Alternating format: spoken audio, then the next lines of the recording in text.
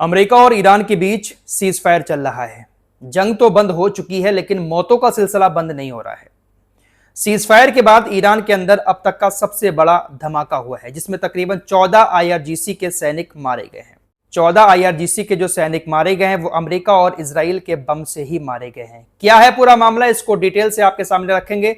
Channel पर पहली बार आकर हमारी वीडियो देख रहे हैं, चैनल को सब्सक्राइब नहीं किया है तो सब्सक्राइब करके हमारे साथ जुड़ सकते हैं, क्योंकि यहाँ पर देश दुनिया के अलावा अपने देश की भी जरूरी खबरें बहुत आसान भाषा में बताई जाती हैं। आप लोगों को याद होगा 2-3 दिन पहले मैंने एक खबर दी थी कि अमेरिका और इजराइल ने ईरान के अंदर जो बम गिराए थे उसमें से बहुत सारे बम ऐसे हैं जो फटे नहीं हैं। आईआरजीसी के सैनिक पूरे इलाके में अनएक्सप्लोडेड बम की तलाश कर रहे हैं, सफाई कर रहे हैं ताकि ये बम किसी को नुकसान न पहुंचा सके। तकरीबन 15,000 से ज्यादा गोला बारूद अब तक आईआरजीसी को मिल चुके हैं जो बिना फटे थे।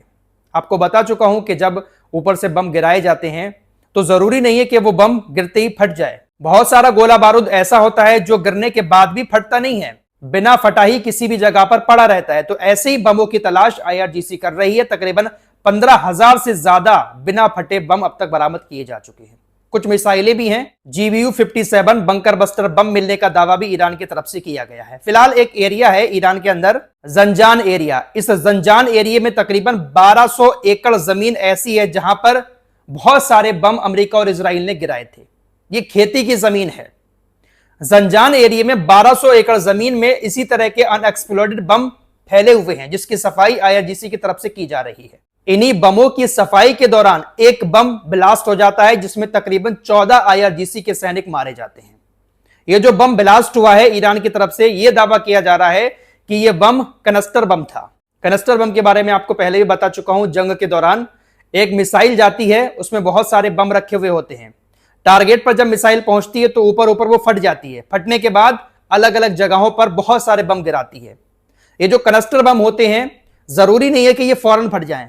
जमीन पर गिरते ही कभी कभी फट जाते हैं। कुछ बम ऐसे होते हैं कि कुछ घंटे में फटते हैं, और कुछ बम ऐसे भी होते हैं कि कई महीने भी लग जाते हैं और वो फटते ही नहीं है। इसी तरीके से ईरान के ऊपर अमेरिका इजराइल ने जो बम गिराए थे वो बम अभी तक फटे नहीं थे। उन्हीं की सफाई करने के दौरान एक बम फट जाता है, जिसमें 14 आईआरजीसी के सैनिक मारे जाते हैं। ईरान ने आरोप लगाया कि देखिए, अमेरिका और इजराइल हमारे हमलों के दौरान हमारे ऊपर आरोप लगा रहे थे कि ईरान कनस्टर बम इजराइल के ऊपर फोड़ रहा है, लेकिन इजराइल और अमेरिका ने भी हमारे देश के ऊपर बहुत सारे कनस्टर बम गिराए हैं। आईआरजीसी के अंसार अल मेहदी यूनिट ने बताया कि ये जो लोग मारे गए हैं इनको काफी एक्सपीरियंस था इस तरह के कामों का, स्पेशलिस्ट थे, लेकिन बॉम्ब फटा और 14 लोगों की मौत हो गई।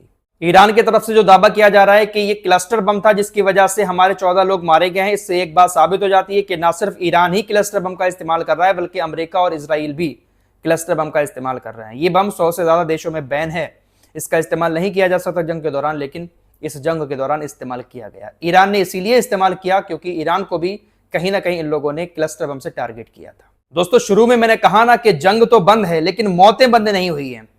पूरे मिडिल ईस्ट में कहीं ना कहीं से रोजाना खबर आ रही है कि आज यहां पर इतने लोग मारे गए, आज ये मारे गए, आज वो मारे गए। खबर सीरिया की राजधानी दमिश्क से आ रही है। कथित तौर पर ऐसी खबर आ रही है कि दमिश्क में जो सैयदा जैनब का मकबरा है, वहां के इमाम शेख फरहान मंसूर की मौत हो गई है, और यह मौत उनकी कार में बम लगाकर की गई है। कथित तौर पर ऐसी खबर आई है कि कार में विस्फोट हुआ जिसकी वजह से इनकी मौत हो गई।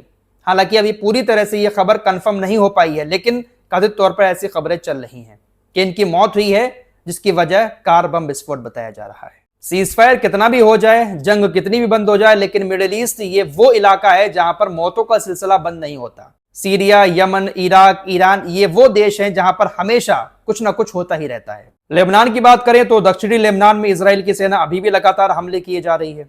इजराइल की सेना ने हमले किए दक्षिणी लेबनान में, कुछ स्थानीय लोगों की मौत हुई। साथ ही साथ वहीं पर ऐतिहासिक शमा किला है और शमौन अल सफा, ये 2 ऐतिहासिक तीर्थ स्थल हैं, इनको भी इजराइल की सेना ने उड़ा दिया है। ऐसी खबरें सामने आ रही हैं। तो इजराइल की सेना कहीं पर भी रुक नहीं रही है।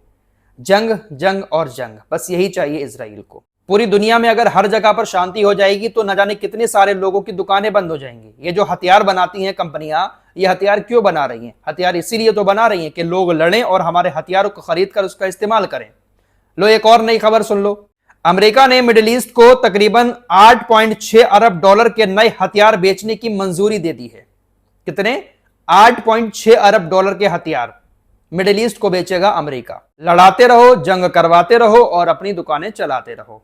अमेरिका तो बहुत दूर बैठा हुआ है, क्या ही फर्क पड़ता है अमेरिका को। चाहे मिडिल ईस्ट हो चाहे यूरोप हो, लड़ते रहो, हथियार को इस्तेमाल करते रहो, एक दूसरे को मारते रहो, अमेरिका के ऊपर क्या ही फर्क पड़ेगा। अमेरिका तो बहुत दूर बैठा हुआ है।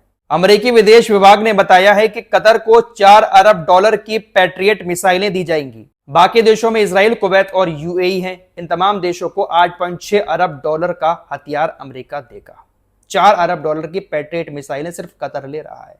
कैसे पैसे की बर्बादी कर रहे हैं।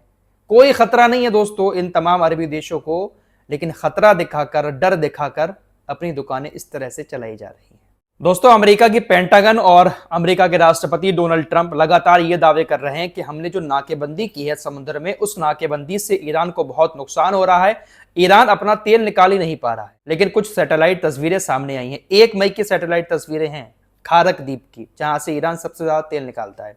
इन सैटेलाइट तस्वीरों में साफ तौर से देखा गया है कि खारक द्वीप पर तेल के टैंकरों में तेल भरा जा रहा है, जिसमें कम से कम 1 BLCC तेल का टैंकर खड़ा हुआ नजर आ रहा है, जिसमें खारक द्वीप से तेल भरा जा रहा है। ईरान जो तेल निकाल रहा है उससे अपने तेल के कुएं भी भर रहा है, लेकिन ईरान अमेरिका की नाकेबंदी को चकमा देकर, उसको तोड़कर तेल के जहाज भी लगातार निकाले जा रहा है। अमेरिका और सेंटकॉम बड़ी बड़ी बातें कर रहे हैं, ट्रंप बड़ी बड़ी बातें कर रहे हैं, लेकिन दोस्तों हकीकत यह है कि ईरान अपनी ही धुन में चलता जा रहा है। हाँ, थोड़ा बहुत फर्क आया है नाकेबंदी से, लेकिन बहुत बड़ा इफेक्ट ईरान के ऊपर नहीं पड़ रहा है। दोस्तों, ईरान की सरकार जिस तरह से काम कर रही है, शायद यही वजह है कि उनके लोग अपनी सरकार को अभी भी पसंद कर रहे हैं। अमेरिका, इजराइल ऐसा चाह रहे थे कि हम जंग की आग भड़काएंगे, जनता सड़कों पर उतरेगी और अपनी सरकार का तख्ता पलट कर देगी, लेकिन ऐसा नहीं हुआ।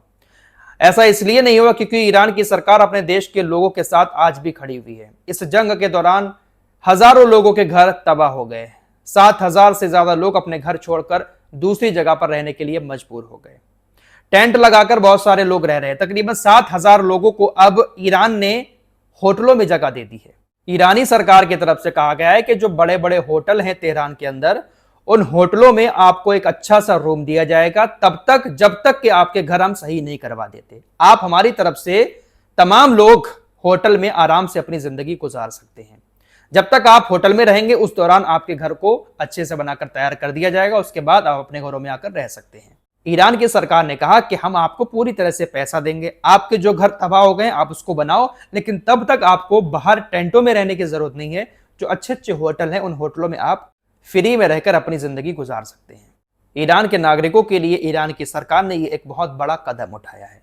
गाजा की बात कर लेते हैं। गाजा की नाकेबंदी को तोड़ने के लिए समुद्र से वो जो काफिला आ रहा था, इजराइल की सेना ने सबको हिरासत में ले लिया है। अभी तक किसी को छोड़ा नहीं है। इटली की प्रधानमंत्री ने भी इजराइल के ऊपर भड़कते हुए कहा था कि तुरंत हमारे लोगों की रिहाई की जाए। साथ ही साथ अब ये जो स्पेन के प्रधानमंत्री हैं, इन्होंने भी नेतन्याहू से 3 बातें कही हैं। स्पेन हमेशा अपने नागरिकों की रक्षा करेगा, हम हमेशा अंतर्राष्ट्रीय कानून का बचाव करेंगे, हम जहाजी बेड़े में अगवा किए गए स्पेनिश नागरिकों की रिहाई की मांग करते हैं। दरअसल ये जो बेड़ा आ रहा था, काफिला आया था, इसमें इटली के लोग भी थे, स्पेन के लोग भी थे और भी कुछ यूरोपीय देशों के लोग थे जो इजराइल के नाकेबंदी को हटाने आए थे, जो गाजा पर कर रखी है इजराइल की सेना ने।